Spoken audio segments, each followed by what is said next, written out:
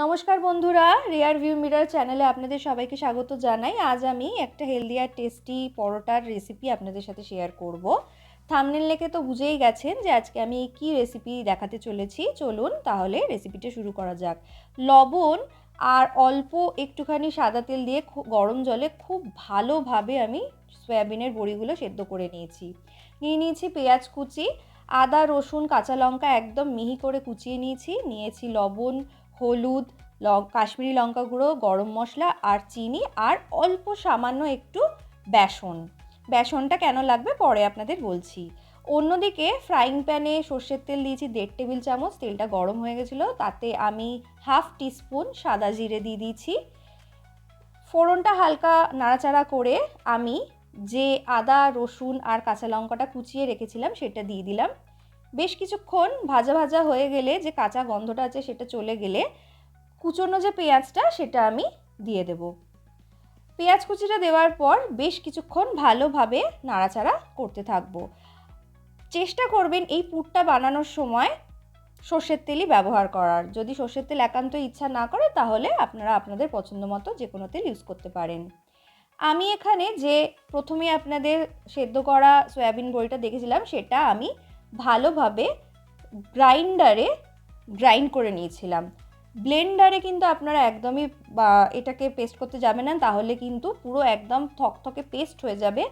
একটু course grind দরকার, যেটাতে আমরা নর্মালি মিক্সিতে যে ব্লেডে আমরা মশলা গুঁড়ো করতে যে ব্যবহার করি সেখানে আপনারা এই সেদ্ধ সয়াবিনটা দেবেন, তাহলে ঠিক এই রকম হয়ে যাবে।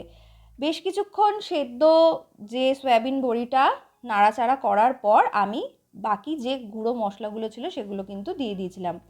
গুঁড়ো মশলাগুলো দেওয়ার পর ভালোভাবে নাড়াচাড়া করতে করতে দেখুন একদম ভাজা ভাজা হয়ে যখন গেছে, তখন আমি এর মধ্যে যে বেসনটা ছিল সেটা দিয়ে দিলাম। বেসনটা দেওয়ার একটা কারণ হলো, যখনই কোনো পুর আমরা আটা বা ময়দার লেচিতে দিই তখন কিন্তু অনেক সময় পুরটা পুরো রুটি বা পরোটা বা লুচিতে বা কচুরিতে ওটা কিন্তু ছড়িয়ে যায় না। এই বেসনটা যদি আমরা পুরের মধ্যে লাস্টে নামানোর আগে ভালো করে দিয়ে নাড়াচাড়া করে নিই, তাহলে যে ময়েশ্চারটা থাকে সেই ময়েশ্চারটা কিন্তু লক হয়ে যায়। যতই আমরা এই সয়াবিনটাকে জলটা ছাঁকি না কেন, ওর কিন্তু একটা নিজস্ব ময়েশ্চার থেকেই যায়, যার জন্য ওটা একদম স্টিকি হয়ে যায়, আঠালো হয়ে যায়। বেসনটা দিলে আর এই স্টিকিনেসটা থাকে না। আমার কিন্তু পুর একদম কমপ্লিট। এবার আমি আপনাদেরকে পরোটাটা কি করে বেলতে হবে এবং বেললে কিভাবে পুরো পরোটাটায় সমস্তটা ছড়িয়ে যাবে সেটা আমি দেখাবো। আমি এখানে যেমন আমরা নর্মাল আটা বাড়িতে মাখি সেরকমই মেখেছি। আমি এখানে আটা নিয়েছি, আপনারা চাইলে ময়দার পরোটাও করতেই পারেন। দেখুন আমি একটা লেচি কেটে নিয়েছিলাম, সেই লেচিটা নিয়ে ভালো করে দেখুন আমি কিন্তু আমার ডান হাতের সাহায্যে আমি কিন্তু লেচিটার ধারগুলোতে প্রেসার দিচ্ছি। আমি কিন্তু বাঁ হাত দিয়ে লেচিটার মাঝখানে কিন্তু কোনো প্রেসার দিচ্ছি না। যখনই আপনারা এরকম কিছু বাড়িতে কচুরি বা পরোটা পুর ভরবেন, সবসময় চেষ্টা করবেন লেচিটার ধারটা নরম করার, কিন্তু মাঝখানটা সবসময় ভারী রাখবেন। আমি যতটা পরিমাণ পুর দরকার ততটা পরিমাণ পুর দিয়ে আঙুলের সাহায্যে ভালোভাবে চেপে চেপে দিলাম। দিয়ে এবার লেচিটার যে মুখটা রয়েছে, যে বাটির মতো করে নিয়েছি সেটার যে মুখটা রয়েছে সেটাকে আমি সিল করে নিচ্ছি। সিল করে দেখুন একটা জায়গায় আমি জড়ো করে বেশ কিছুক্ষণ ঘুরিয়ে নিলাম। ঘুরিয়ে নিয়ে এবার হালকা হাতে, খুব হালকা হাতে কিন্তু এবার ওটাকে লেচিটাকে এবার গোল গোল করবেন। আস্তে আস্তে করে একটু চেপে চেপে দেবেন, খুব জোরে চাপ দেবেন না, তাহলে কিন্তু ফেটে যেতে পারে, যেহেতু অনেকটা পুর ভরা আছে। এবার সব সময় চেষ্টা করবেন আটার গুঁড়ি বা ময়দার গুঁড়ি থেকে কিছুটা ময়দা বা আটা নিয়ে বেলার, কারণ যদি আপনারা তেল দিয়ে বেলেন অনেক সময় কিন্তু ফেটে যাওয়ার চান্স থাকে, কিন্তু আপনারা যদি ময়দা বা আটার গুঁড়ি দিয়ে এটাকে সবসময় বেলার চেষ্টা করেন লেচিটা, কখনো কিন্তু ফাটে না।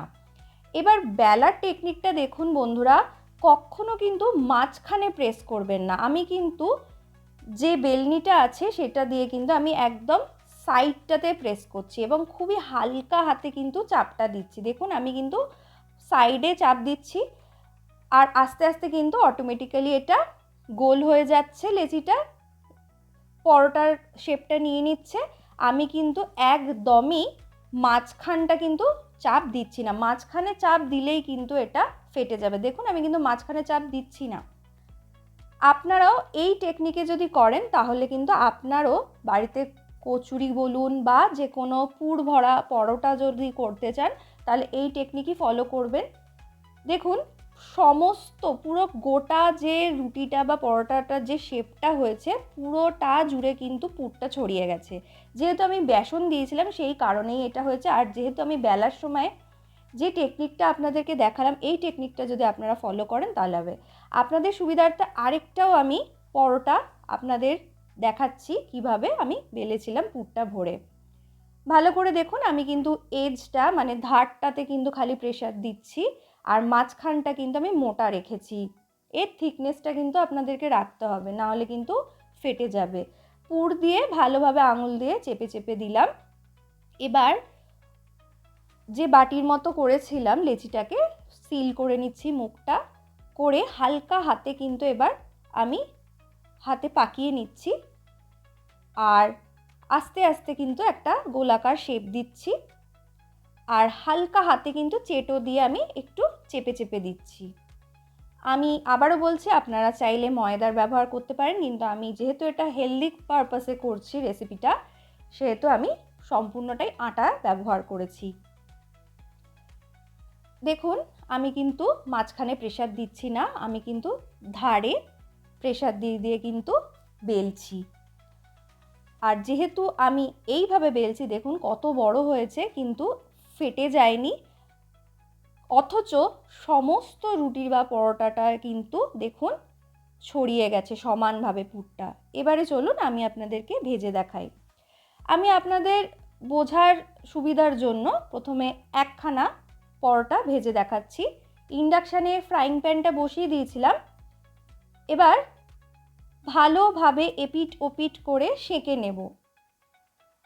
ভালোভাবে সেঁকা হয়ে গেলে আমি এখানে 1 চামচ ঘি দিচ্ছি। ঘি দিয়ে যদি পরোটাটা ভাজেন তাহলে তো অবশ্যই খেতে খুব ভালো হবে। আমি শুধুমাত্র একটা পরোটাই ঘি দিয়ে ভাজছি, বাকি সমস্ত পরোটাগুলো কিন্তু আমি সাদা তেলে ভেজেছি। আপনারা চাইলে সমস্ত পরোটা সাদা তেলে ভাজতে পারেন বা ঘিতেও ভাজতে পারেন, সম্পূর্ণ আপনাদের ইচ্ছা অনুসারে করবেন। আমি দেখতেই পাচ্ছেন খুব ভালোভাবে আগে 2 পিঠ সেঁকে নিয়েছি। পরোটাটা সেঁকে নেওয়ার পর একটা চামচ দিয়ে অল্প একটু ঘি নিয়ে 2 পিঠে ভালো করে মাখিয়ে নিয়ে এপিট ওপিট করে খুব ভালোভাবে পরোটাটাকে সেঁকে নিয়ে ভেজে নিলাম। আমার কিন্তু পরোটা কমপ্লিট। অন্যদিকে আমি কিন্তু একসাথে অনেকগুলো পরোটাই ভেজেছি, সেটাই আপনাদেরকে দেখাবো। অন্যদিকে কিন্তু এই দেখুন আমি এখানে একসাথে 2টো পরোটা দিয়েছি আর এখানে কিন্তু আমি সাদা তেলের ব্যবহার করেছি, আমি কিন্তু আর ঘি দিইনি। এই পরোটাটা আপনারা অনায়াসেই বাড়িতে বানাতে পারেন, বাচ্চাদের জন্য খুবই উপকারী। এটা শুধু শুধু আপনারা খেতে পারেন। অনেক সময় আমরা ট্রেনে ট্রাভেল করি তখন কিন্তু আমরা বাড়ি থেকে খাবার অনেকেই নিয়ে যাওয়া প্রেফার করি, বাইরের খাবার অনেকেই খেতে চায় না, তখন কিন্তু আপনারা অনায়াসে এটা বানিয়ে নিতে পারেন। যে পুরটা আমি আপনাদেরকে দেখালাম সেই পুরটা কিন্তু আপনারা অনায়াসে ফ্রিজে 1 সপ্তাহ স্টোর করেও রাখতে পারেন। আমার আজকে সয়াবিনের কিমা পরাঠা একদম রেডি। দেখুন পরোটা থেকে কিন্তু একদমই বেরোয়নি আর কত সফট হয়ে গেছে, একটা পরোটাও কিন্তু ছেড়েনি, পুরটা বেরিয়ে যায়নি, আর অথচ কতটা সফট হয়েছে দেখুন আমি এখানে ছিঁড়ে দেখাচ্ছি। সমস্ত পরোটাটার কিন্তু প্রত্যেকটা কোনায় কোনায় কিন্তু পুর গেছে, কোথাও কিন্তু পুর এক জায়গায় কিন্তু দলা পাকিয়ে নেই, সমস্ত পরোটাটায় কিন্তু ছড়িয়ে গেছে মশলাটা। এবার আমি এটা কিছু পেঁয়াজের স্লাইস আর ডিম ভুর্জি বানিয়েছিলাম, সেই ডিম ভুর্জির সাথে এটা প্লেটিং করেছি। আপনারা চাইলে আপনাদের পছন্দ মতো যে কোনো সাইড ডিশের সাথে এটা পরিবেশন করতে পারেন। আমার এই ভিডিওটি কেমন লাগলো কমেন্ট করে অবশ্যই জানাবেন, চ্যানেলটা সাবস্ক্রাইব করবেন। ভালো থাকবেন, ধন্যবাদ।